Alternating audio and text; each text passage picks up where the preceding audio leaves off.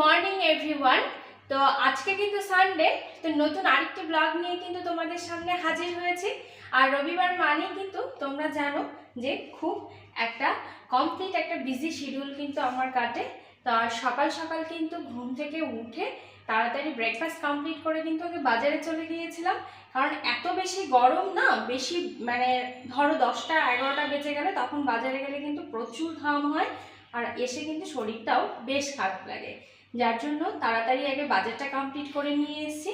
আর এই যে দেখো বাজার থেকে কত কিছু নিয়ে এসেছি। এই যে আজ নিয়ে এসেছি দেখো কত সুন্দর সুন্দর পুঁটি মাছ। এই মাছগুলো কিন্তু খেতে ভীষণ ভালো লাগে আমার।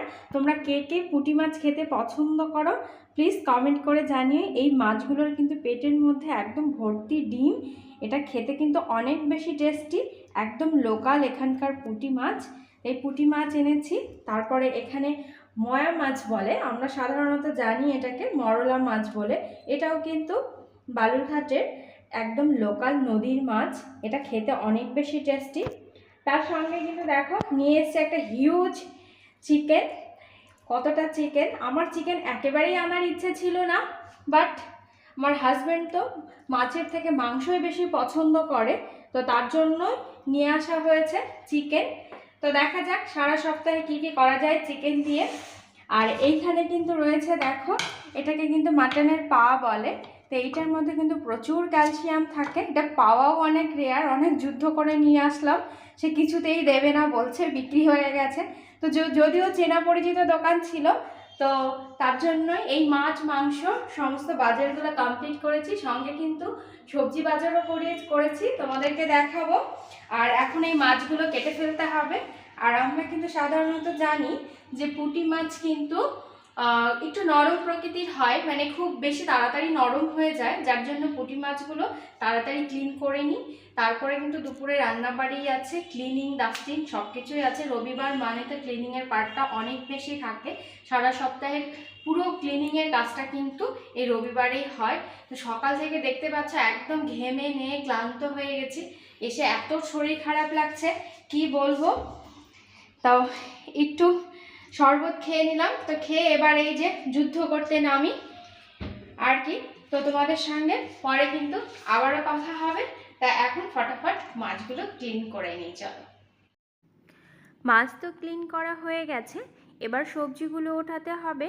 আর এই সপ্তাহে সবজি কিন্তু একটু কমই এনেছি, তার কারণ হলো গত সপ্তাহের কিছুটা সবজি কিন্তু রয়ে গেছে, তো সবই খেতে হবে, নইলে কিন্তু আগের সবজিগুলো নষ্ট হয়ে যাবে। এজন্য খুব বিশেষ সবজি আনিনি। এখানে ফলও এনেছি, এর মধ্যে মৌসুম্বি, কলা।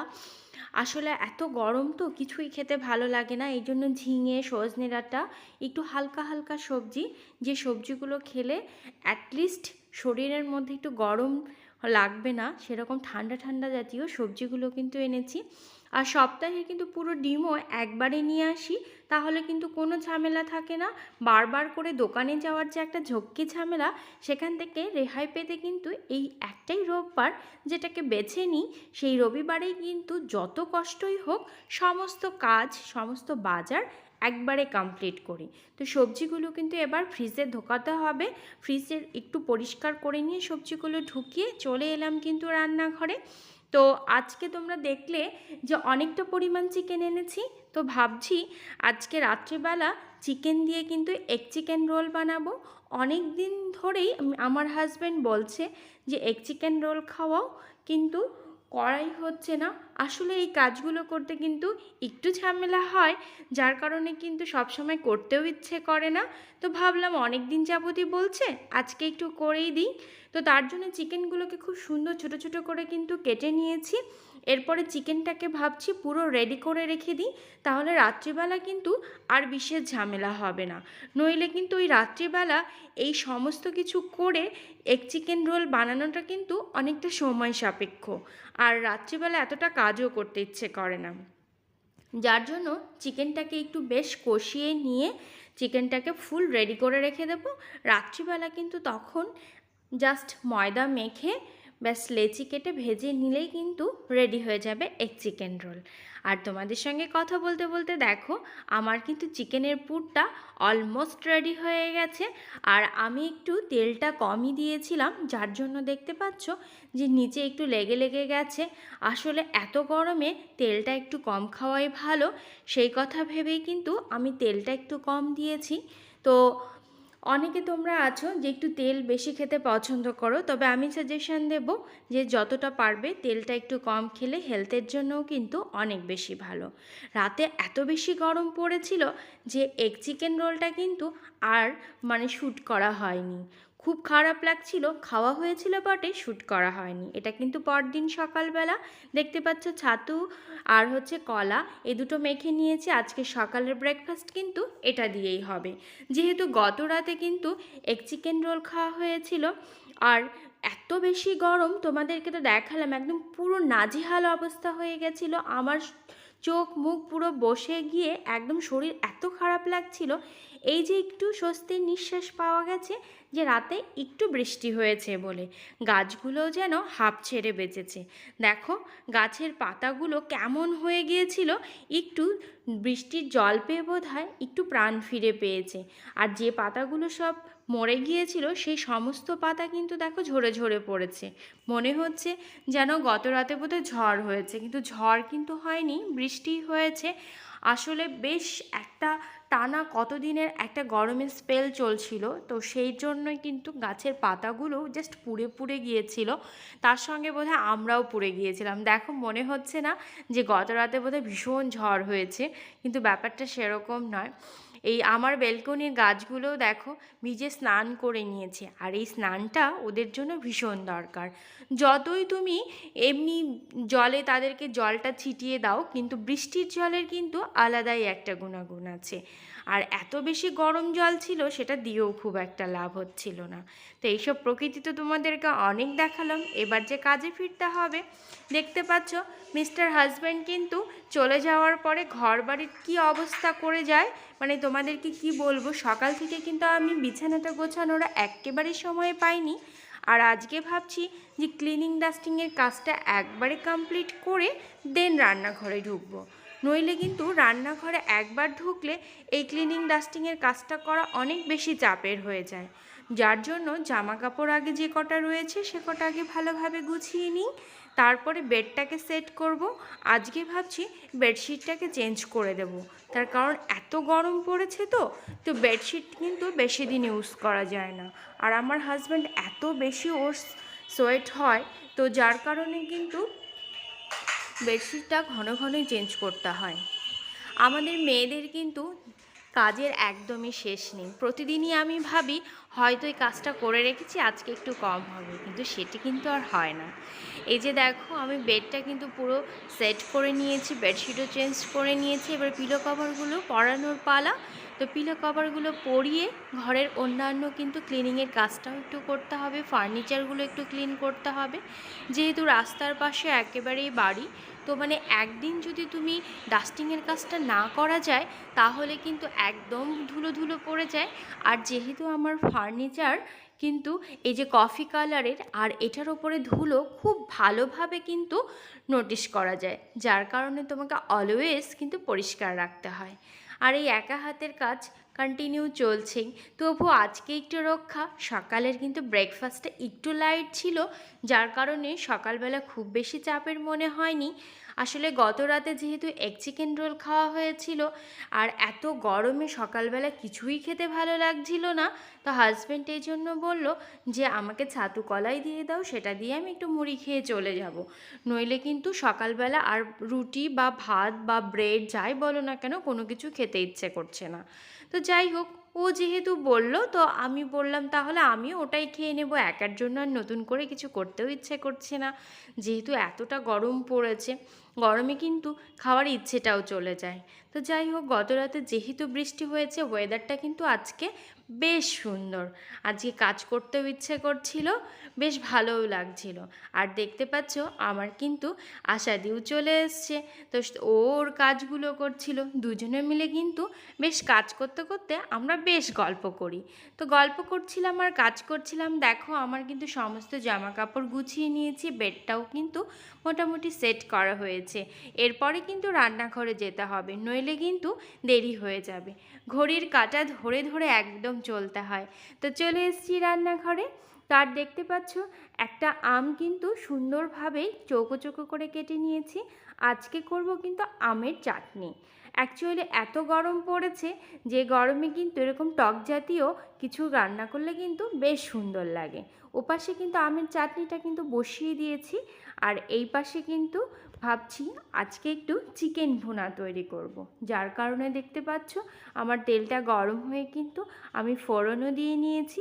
এবার বেশ কিছু পেঁয়াজ কেটে রেখেছিলাম, সেই পেঁয়াজগুলো কিন্তু দিয়ে একটু সুন্দর করে ভেজে নেব। তোমরা যে কোনো মাংস রান্না করার আগে তোমরা যদি পেঁয়াজটাকে একটু হালকা ভেজে নাও, দেখবে তরকারিটা কিন্তু খেতে অনেক বেশি টেস্টি হয়। যদিও তোমরা বলতে পারো পেঁয়াজ না ভেজে রান্না করলেও ভালো হয়, অবশ্যই এটা কিন্তু যে যার মতন করে। অ্যাকচুয়ালি টেস্ট ব্যাপারটা কিন্তু এক একজনের এক এক রকম। তবে আমি সাধারণত কিন্তু পেঁয়াজটা ভেজেই রান্না করি, খেতে কিন্তু খুব ভালো লাগে। এর মধ্যে কিন্তু দেখলাম কলিং বেল বেজে উঠেছে। তা আমি তো অবাক যে এই সময় তো ওর আসার কথাই নয়, হঠাৎ সে চলে এসছে। তার একটা ইম্পর্ট্যান্ট জিনিস সে মিস করে গিয়েছিল, সে নিতে এসছে বাড়িতে। তো সে আবার অফিসে ফিরে যাচ্ছে। তো এরকম কিন্তু সে মাঝে মাঝে করে, যে তখন কিন্তু আবার আসে এবং আমাকে আবার রান্না করতে করতে হয়তো আবার গিয়ে সেই নিচে গিয়ে গেটটা খুলে দিতে হয়।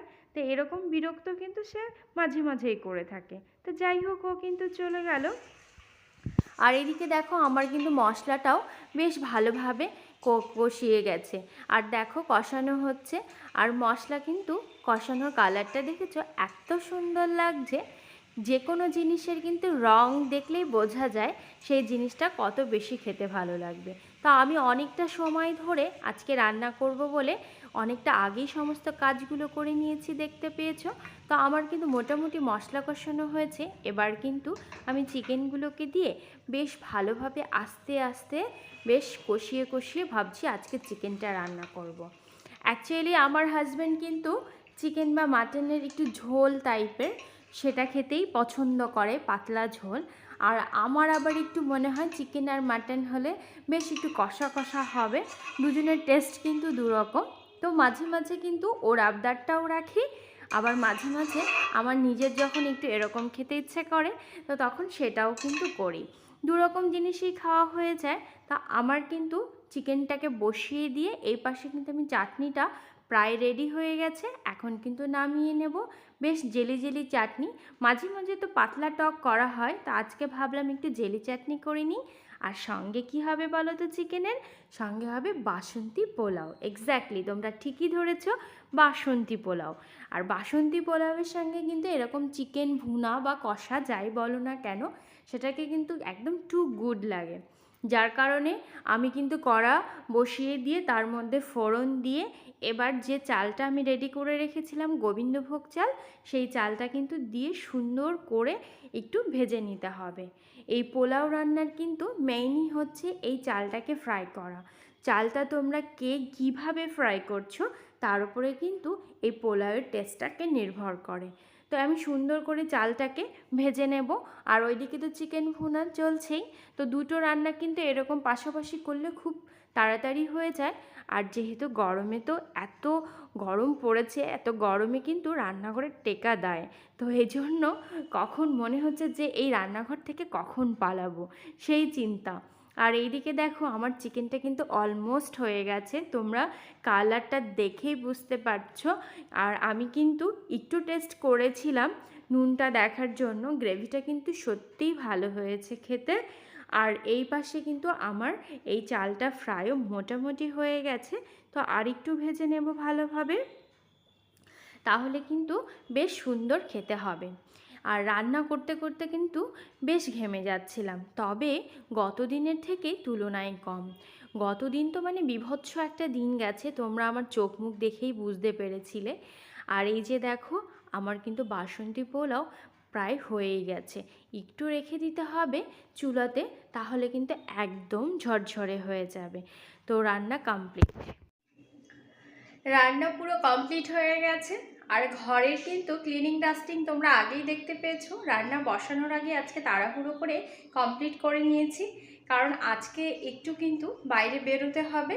কারণ বিকেলে একটা প্রোগ্রাম আছে, জানো আমাদের পাশে যে দেবাশিসদা থাকেন, তো তার মেয়েরই আজকে রবীন্দ্র ভবনে একটা নাচের প্রোগ্রাম রয়েছে। তো আমাদেরকে ইনভিটেশন কার্ড দিয়েছে, তো ভাবছি দুজনেই আজকে যাওয়ার চেষ্টা করব। যদিও আমার হাজব্যান্ড কিন্তু আসতে অনেকটাই লেট করে এখন অফিস থেকে, তো বলেছে যে আজকে একটু তাড়াতাড়ি বেরোনোর চেষ্টা করবে। তো তার জন্য কিন্তু ভাবছি একটু স্যালনে যাই। তা আইব্রোটা অনেক দিন করা হয়নি, তো তার জন্য দেখো একদম রান্না করে কিন্তু পুরো আমি ড্রেস ট্রেস পরে নিয়েছি। তা এখন চলো একটু স্যালন থেকে ঘুরে আসি। সেলুন থেকে কিন্তু এসে স্নান পুজো সব কমপ্লিট করে নিয়েছি। একটু তাড়াহুড়োই করতে হয়েছে, যার কারণে কিন্তু ক্যামেরাটা একদম ধরতে পারিনি, কারণ ওর আসার সময় হয়ে গেছে।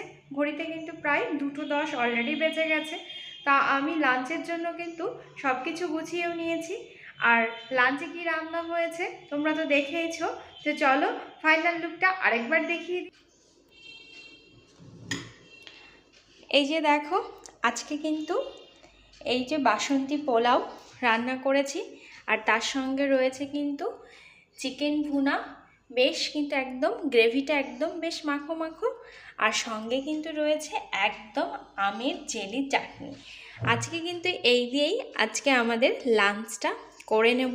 তো অনেক দিন ধরেই ভাবছিলাম যে একটু বাসন্তী পোলাও খেতে ইচ্ছে করছে, রান্না করব, বাট এতটা গরম কি বলবো তোমাদের, যে সেই গরমে কিন্তু পোলাও তো দূরে থাক, সেখানে কিন্তু শুধু ভাতও খেতে ইচ্ছা করে না।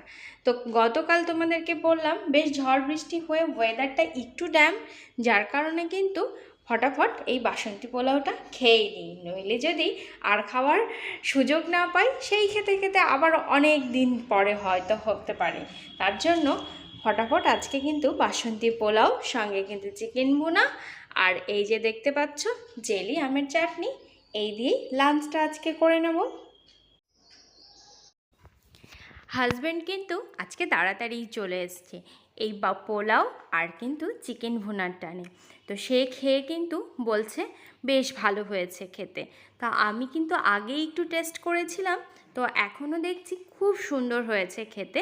তো বেশ ভালো লাগছে। অনেক দিন পর এই কিন্তু বাসন্তী পোলাও আর চিকেন ভুনাটা রান্না করে খেয়েছি, খুব ভালো লেগেছে। তোমরাও বাড়িতে কিন্তু এভাবে ট্রাই করতে পারো, খেতে কিন্তু এই কম্বিনেশনটা খুব ভালো লাগে। তাই ভিডিওটা ভালো লেগে থাকলে প্লিজ লাইক করো, কমেন্ট করো এবং শেয়ার করো, এবং সাবস্ক্রাইব করতে কিন্তু কখনোই ভুলো না।